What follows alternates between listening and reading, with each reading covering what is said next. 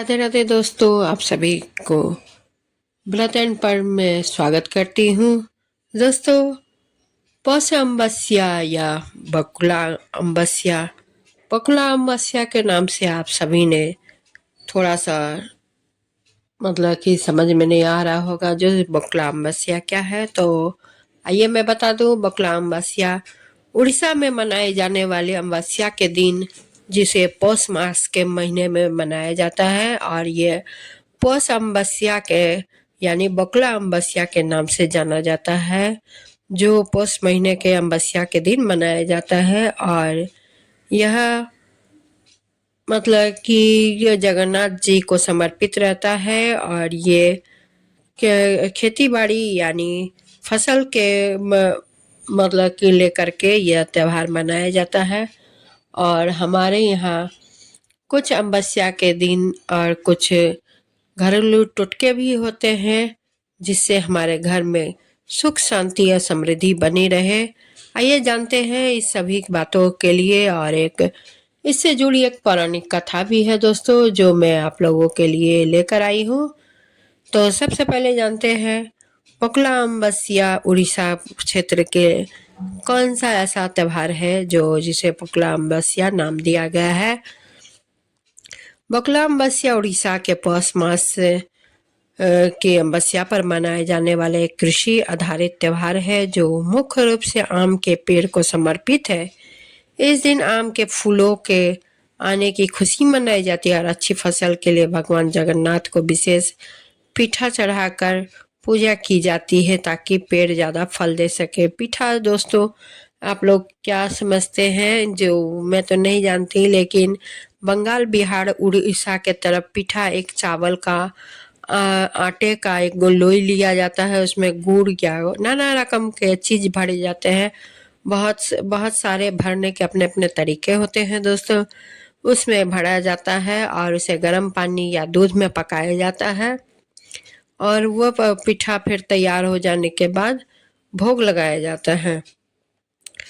नाम का अर्थ होता है बौला, यानी बकुल का अर्थ होता है आम का फूल, जो इस समय पेड़ पर आने लगते हैं। यह त्योहार आम के पेड़ों के लिए है, जो अच्छी फसल और समृद्धि की प्रार्थना के लिए साथ मनाए जाते हैं। लोग घर घर चावल, नारियल और गुड़ से बने विशेष व्यंजन से गौथा पिठा या खीरा पिठा बनाते हैं। इन पिठा को आम के पेड़ पर प्रसाद के रूप में चढ़ाया जाता है, और दियो अगरबत्ती से आरती की जाती है। भगवान जगन्नाथ को भी यह भोग अर्पित किया जाता है, जिससे यह उड़ीसा के किसानों का महत्वपूर्ण त्योहार बन जाता है। यह उड़ीसा के पौष महीने की अमावस्या को पड़ता है। पुरी जगन्नाथ मंदिर में इस दिन विशेष पूजा होती है, जिसे अमावस्या नारायण या को समुद्र स्नान के लिए जाया जाता है। पौष माह में पितरों के लिए पूजा और धार्मिक कार्य करने का प्रावधान है। इस माह में पितरों के लिए तर्पण और पिंडदान के साथ साथ भगवान विष्णु और सूर्य की पूजा विशेष रूप से होती है। इस माह में शुभ कार्य और मांगलिक कार्य मकर संक्रांति तक वर्जित होता है। धार्मिक और आध्यात्मिक चिंतन के लिए यह महीना उत्तम माना गया है। शास्त्रों के अनुसार यह छोटा माह को छोटा श्राद्ध पक्ष भी कहा जाता है। पौष माह में पितरों के लिए पूजा और धार्मिक कार्य करने का प्रावधान है। इस माह में पितरों के लिए तर्पण और पिंडदान के साथ साथ भगवान विष्णु और सूर्य की पूजा विशेष होती है। पौष माह अमावस्या के दिन श्रद्धा पूर्वक पितरों का श्राद्ध और पिंडदान करने से उन्हें पितर योनि से मुक्ति मिल जाती है और मोक्ष की प्राप्ति होती है। बकुल अमावस्या के दिन गंगा स्नान करके पितरों को तर्पण करने से घर में सुख समृद्धि बढ़ती है। इसके साथ ही कुंडली में सभी प्रकार के दोष समाप्त हो जाते हैं। पौष अमावस्या के दिन पितरों की शांति के लिए व्रत रखना भी शुभ माना जाता है। इस दिन कैसे पूजा किया जाता है आइए जानते हैं।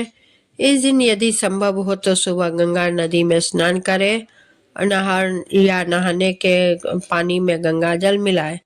इसके बाद उगते हुए सूर्य को प्रणाम कर अर्घ्य प्रदान करें।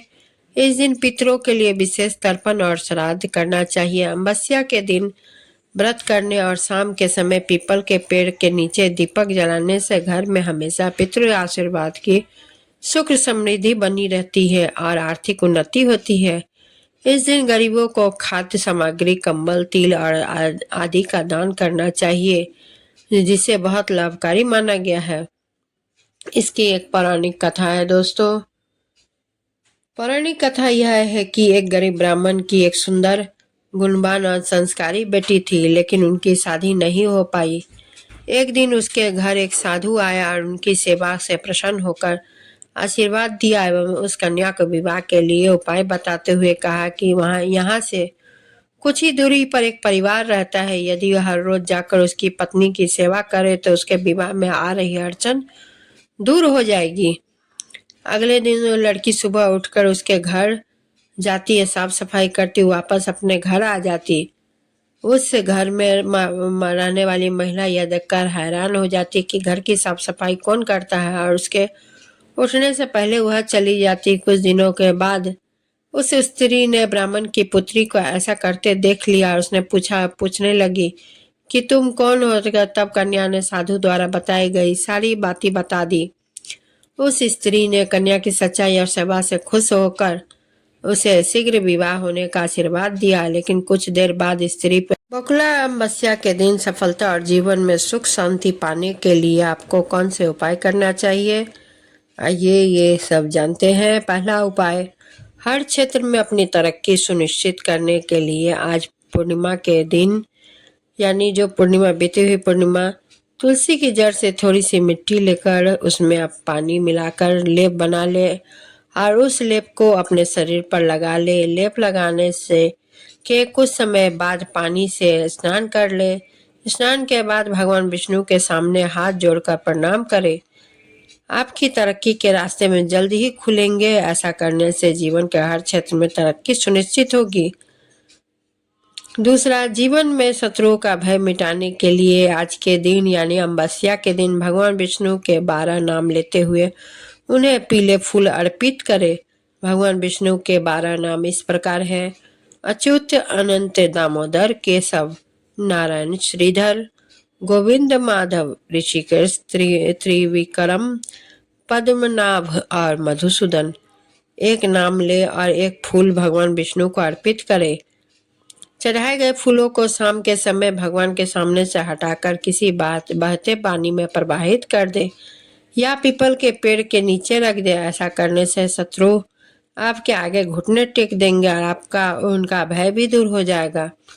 तीसरा, अपने परिवार का समाज में मान सम्मान बनाए रखने के लिए आज के दिन किसी कन्या को या किसी जरूरतमंद विवाहित महिला को पीले रंग के वस्त्र देने चाहिए और उनका आशीर्वाद लेना चाहिए। यह उपाय आप कल पौष अमावस्या के दिन भगवान विष्णु की पूजा के बाद किसी भी समय कर सकते हैं। ऐसा करने से समाज में मान सम्मान बढ़ेगा। चौथा, अपने बच्चों के और अपने बीच में समरसता बनाए रखने के लिए आज के दिन अपने बच्चों के हाथों उनकी मनपसंद कोई 32 चीजें जरूरतमंदों को दान कराएं। ये 32 चीजें कुछ भी हो सकती है, कोई मिठाई, फल, कपड़े, स्टेशनरी का सामान इत्यादि कुछ भी हो सकता है। जरूरी नहीं है कि एक ही चीज को 32 की गिनती में लेना है। आप अलग अलग चीजों को मिलाकर ही 32 की गिनती पूरी कर सकते हैं। साथ ही आप ये 32 चीजें चाहे तो किसी एक को भी दे सकते हैं या चाहे तो अलग अलग लोगों को भी दे सकते हैं, बच्चे के हाथ से दिलवा सकते हैं। ऐसा करने से आपके बच्चों के बीच चल रहे किसी तरह की परेशानियां खत्म हो जाएगी। पांचवा, अगर आपके घर में श्री भगवत गीता रखी हुई है और आप चाहते हैं कि आपके ऊपर जीवन में कभी किसी प्रकार की मुसीबत ना आए तो आज के दिन मंदिर में लाल कपड़ा बिछाकर उस पर भगवत गीता रखें और 11 बार ओम नमो भगवते वासुदेवाय नमः मंत्र का जाप करते हुए गीता का दोनों हाथों में स्पर्श करके हाथ अपनी आंखों पर लगाएं।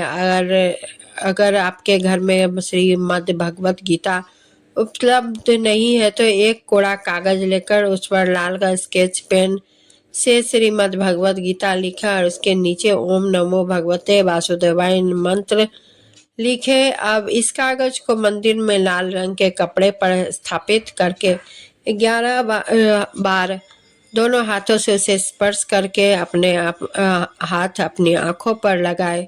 अगले दिन उस कागज को और लाल कपड़ों को मंदिर में से उठाकर अपने पास संभाल कर रख ले। ऐसा करने से आपके ऊपर से मुसीबत के बादल छट जाएंगे।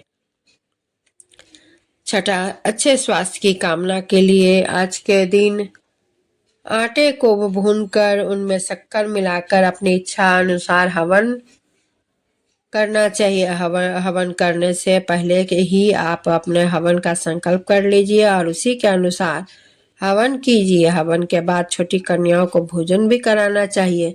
अगर आप हवन कराने में असमर्थ है तो आटे की रोटी को चूरमा बनाकर श्री विष्णु भगवान को भोग लगाएं और भोग लगाने के बाद उसे छोटी कन्याओं में बांट दें। ऐसा करने से आपका स्वास्थ्य हमेशा अच्छा बना रहेगा। सातवां, अपनी धन की तिजोरी की में बढ़ोतरी के लिए आज के दिन श्री विष्णु भगवान के साथ माँ लक्ष्मी जी की भी पूजा करें और पूजा के समय 11 अक्षत यानी अर्ध चावल के दाने लेकर एक एक करके माँ लक्ष्मी को अर्पित कर अक्षत चढ़ाते समय माँ लक्ष्मी का मंत्र बोले। ओम ह्रीं श्रीं ह्रीं श्रीं कमले कमलाय प्रसिद्ध प्रसिद्ध श्रीं ह्रीं श्रीं महालक्ष्मी नमः। एक अक्षत का दाना चढ़ाए और मंत्र बोले। ओम ह्रीं श्रीं श्रीं कमले कमलाय प्रसिद्ध प्रसिद्ध प्रसिद्ध प्रसिद्ध श्रीं ह्रीं श्रीं महालक्ष्मी नमः। इसी मंत्र बोलते हुए सारे अक्षत माँ को समर्पित कर दें। अगर आपको यह मंत्र बोलने में दिक्कत आए तो आप केवल श्रीं ह्रीं श्रीं मंत्र का जाप भी कर सकते हैं, क्योंकि लक्ष्मी जी का एकाक्षरी मंत्र श्रीं ही है। पूजा के बाद इन चावलों को एक लाल कपड़े में बांधकर अपनी तिजोरी में रख ले। ऐसा करने से आपको कभी धन की कमी महसूस नहीं होगी। आठवां, अगर आप चाहते हैं कि आपकी बढ़ती हुई तरक्की को किसी की नज़र लग गई है तो इसके लिए आज के दिन कोई नमकीन चीज जिसमें नमक पड़ा हो गाय को खिला दे। आपकी तरक्की की कोई नहीं रोक सकता। ऐसा करने से जीवन में तरक्की ही मिलेगी।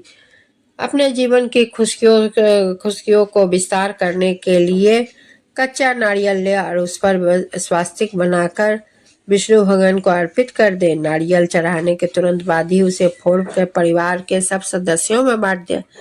ऐसा करने से आपके जीवन में खुशियां बनी रहेगी। 10वां, आपके घर में नकारात्मक शक्तियां का आगमन ना हो इसके लिए दिन सुबह के समय की हल्दी में पानी डालकर उसके पेस्ट से घर के मुख्य द्वार के दोनों तरफ स्वास्तिक का चिन्ह बनाए। ऐसा करने से घर में सकारात्मक ऊर्जा बनी रहती है। 11वां, अगर आपकी कोई इच्छा बहुत दिनों से किसी कारण बस पूरा नहीं हो रहा है तो आज के दिन 51 कागज की पर्चियां बनाए। उन सब पर लाल पेन से श्रीं लिखे। हर पर्ची पर श्रीं लिखते समय अपनी इच्छा मन में दोहराएं। अब इन पर्चियों को इकट्ठा करके एक कपड़े में बांध लें और भगवान विष्णु के मंदिर में जाकर चढ़ाएं। आपकी इच्छा को जल्दी ही स्वास्तिक रूप मिलेगा। ऐसा करने से आपकी इच्छाएं पूर्ण होगी। तो दोस्तों, ये टिप्स कैसी लगी आप सभी को कमेंट ज़रूर करें और वीडियो को लाइक शेयर करना ना भूलें और इस मेरे चैनल को सब्सक्राइब ज़रूर करें। इसी के साथ मैं विदा लेती हूँ। धन्यवाद।